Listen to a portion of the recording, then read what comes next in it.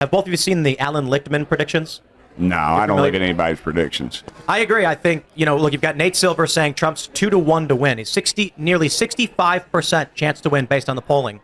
But Alan Lichtman is this professor that everybody loves to cite because he predicted the last 9 of 10 elections, and he correctly predicted Trump would win in 2016. He's now predicting Kamala Harris will win.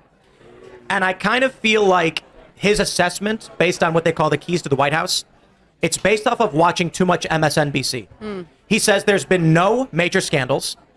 He says that whether there's been a foreign military failure or victory is kind of an unknown, an absurd. I mean, the Abby Gates scandal is massive, and it's multiple scandals in one. Not to mention the scandal of removing the primary winner on the Democratic ticket. He says the economy short-term. They rig their own elections all the time. Oh, it's ridiculous. He says the short-term and long-term economies are good.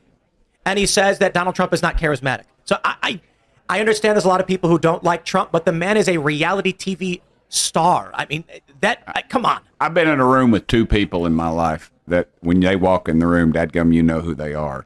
One of them was Benjamin Netanyahu. I was in Israel. I thought, holy cow, that's freaking Benjamin Netanyahu. And the other one's Donald J. Trump.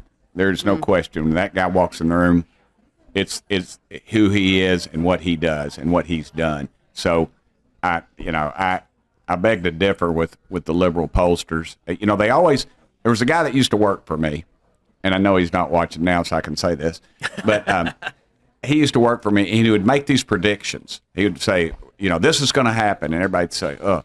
And, he would never hit it. And then one time he would hit it, and that's all they'd focus on.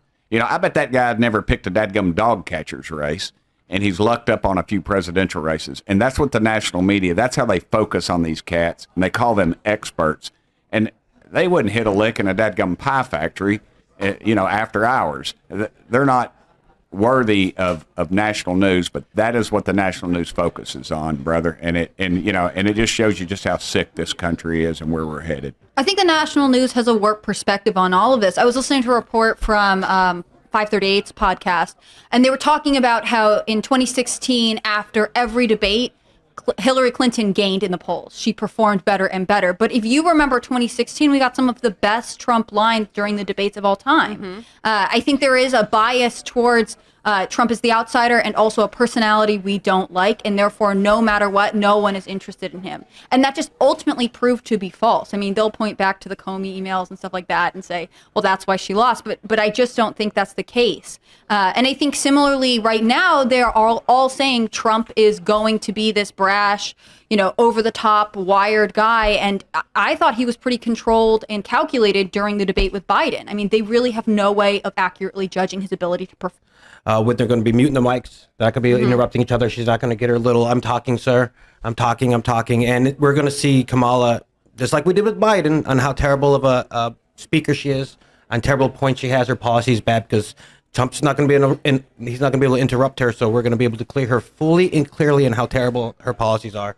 And she's going to lose a lot of points after today. Yeah, I think they were relying on a Trump that, again, I don't think necessarily is guaranteed to show up. He knows how to stay disciplined. I mean, that was one of the best parts of the Biden debate, which is that he let Biden expose himself by just standing there and letting it happen.